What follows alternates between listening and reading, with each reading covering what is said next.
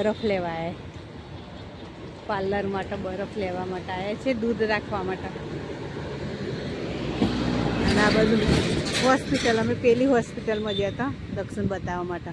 એ નમસ્તુ તે લખેલું રહી ને એના બાજુમાં બિલ્ડિંગ રહી ને એરીએ ઈકણ જ્યાં તો અમે દવાખાના દક્ષિણ બતાવીને હવે વળતા હવે દક્ષિણ કે પાર્લર માટે બરફ લેવાનું છે, તે બરફ લેવા આવ્યા છીએ. અને આ સેક્ટર 100 આ યોગી બસ બધી. મને તો કોમ કરતા હેડ કે દવાખાને જવાનું છે. હું કોમ પોતું કરતાં અધૂરું મૂકી અને આવીશું દવાખાને જવા એને લઈને. એટલે હવે ઘેર જઈને હજુ તો બધું પોતું બધું પાછું. હવે દવાખાને જઈને આવ્યા. દક્ષુ તો મને ઉતારીને તો જતો રહ્યો બરોબર એના કોમ ધંધે, અને મને ઉતારી દીધી. મેં તો હજુ માથું એ ઓળાવીને નિમના એમ જતી રહી હતી. ચોક ધોયો તો તે પોતું કરતી હતી, ચોક ધોઈને પોતું કરવાનું ચાલુ હતું. અને દક્ષુભાઈ આવ્યા તે મને કહે હેડ મમ્મી હાલત દવાખાને જઈને આવીએ આપણે બે. તે દવાખાને ગયો, તે દવા લઈને મને ઉતારી અને એ તો જતો રહ્યો. હવે બપોરે આવશે ખાઈને પછી દવા ગલે છે એટલે એ ચોદી પડીએ મટી જાય ને એટલા માટે ચોક ધોઈ કાઢ્યો છે. જો ધોઈ કાઢ્યો, પણ આ ચકલી છે ને હવે ટપક્યા કરે છે. આ ચકલી બદલવી પડશે. જો પાણી આ 24 કલાક પાણી આયા કરે છે, પણ આ ચકલી છે ને ટપક્યા કરે છે. એટલે હવે ચકલી હવે બપોરે દક્ષુક સાહેબ આવીને એટલે બદલાઈ દેવી છે. ચોક ધોઈ કાઢ્યો, પણ આ પગલો તો પડે. અમે બે જણ પેલો ઢગલો રહે ને માટીમાંથી બધા આવીને જોઈએ ને એટલે આ પગલો પડી જાય ઠેઠ ઊંધી. જો અહીંયા બધું આગળ માટીને એવું છે ને એટલે બધું પગલો પડી જાય અમારે બધાને. ચલો તાળું અને દવા મૂકી દઈએ. તાળું એ મૂકી દઈએ અને દક્ષુભાઈની આગળની દવા ને અત્યારની દવા જુદી રાખીએ. જો પોતું કરતાં જતી ને પોતું તો પડ્યું છે એટલે પહેલાં દવા ટીપો ઉપર મૂકી દઈએ. દક્ષુભાઈની દવાને હજુ તો પોતું આ રૂમમાં એકલું કર્યું છે અને આ રૂમમાં અડધો રૂમમાં કરી દઉં. અને એ આવી કે મારે જવું છે દવાખાને, તેમને પોતું અધૂરું મૂકી અને ઘર વાંકીને હેડી તેમાં એમના કપડાં હજુ તો હુકવવાના બાકી છે. જો કપડાં ઢગલો એમના એમ કરીને જઈશું. ચોક ધોયો હતો ને એટલે આજ તો નીચે નંખ્યો છે. તે હજુ તો કપડાં તો હુકવવાના બાકી છે. જો એટલે કપડાં હૂકવી પહેલાં પોતું કરી દઉં પછી કપડાં હૂકવી દઉં. જો શાક રોટલી થાય. શાક તો થોડું જ શાક બનાવી રીંગણાનું ને એની તપેલીમાં જ, અને રોટલી કરું છું હું. બહુ બધા દાડે શાક રોટલી કરું, રોટલી બનાવું છું ને રોટલા જ હોય મારે. પણ આજે રોટલી બનાવવાની ઈચ્છા થઈ જાય એટલે રોટલી બનાવીશ. નકર બાજરી જ ખાવાની હોય મારે.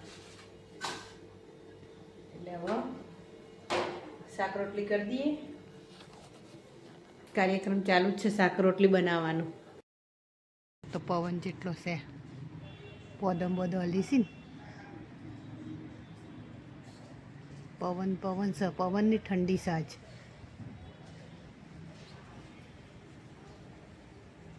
પાણી ટપકશે ચકલીમાંથી. તે હવે આ ચકલી બદલાવી પડશે.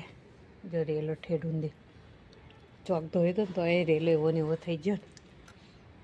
ટોકર ભરાઈને તો ઉભરાઈ જાય. ગમે એટલું ફિટ કરીએ તો એને ઓછો થતો.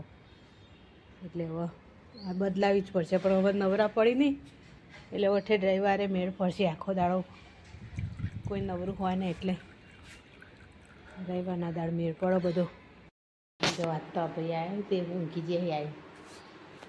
જેટલી મસ્તી કરી આમ તો પહેલાં અને ઊંઘી જાય શાંતિથી. હજુ મેં પોતું કરી જો પોતું તો મૂકવાની નહીં. જો હજુ તો પોતું તો મૂકવાની નહીં. અને દેવાંશભાઈની દક્ષેશગઢ દવા ગળી નહીં ભૂલી ગયો હોય એમના એમ જતો રહ્યો. ફોન કરીને બોલાવવો પડશે દવા ગળી કે ના ગળીએ. ઊંઘી જાય. પોતું ઉકાય એટલે પંખો બંધ કરી દઉં. જોજો વાસણ ત્યાં વજરું ભરીને જેટલા વાસણ બી ઘસે વજરું ભરીને રોજ મારે આટલો વાસણ હોય છે. શું કરીએ કહો. ભાઈ એ કેટલી મસ્તી કરીએ બધી. એ પેલા રમકડા બધા વિખરાઈ દીધો. આ બધા રમકડો એને વિખરાઈ દીધો. આ મસ્તીખોર છોકરાએ હવે એકતા જોડે જવું હો. અને કપડો હજુ ધંકેલવાનો બાકી છે અને હજુ તો એકતા જોડે જવું તાર તાન જો જવું કે હેડ લ જો તું પેલા રમકડો પર લે હેડ બધો હેડ ચો જવું એ ના જવાય એ બી આવું હા રેડ બિહારીએ ગાડી બેવું જોજે આ બધા રમકડો ત્યાં વિખરાઈ દીધો છે ને રમકડો અને હવે ગાડી રમવા મળે આવું આ ભરદો પેલા હું આ બધા રમકડો ભરી ના દઉં આ થેલી લાવ હું રમકડો ભર દો બધા હેડો થેલી લાવ બધા રમકડો ભર દઈએ એવું મોની જેમ હા ભર દે હેડો હેડો રમકડો ભર દે હેડો તું નહીં ભરી મને હાલ થેલી જોજે તારે નહીં ભરવાનું હા તો ગાડી ફેવરો હું રમકડો ભર દઉં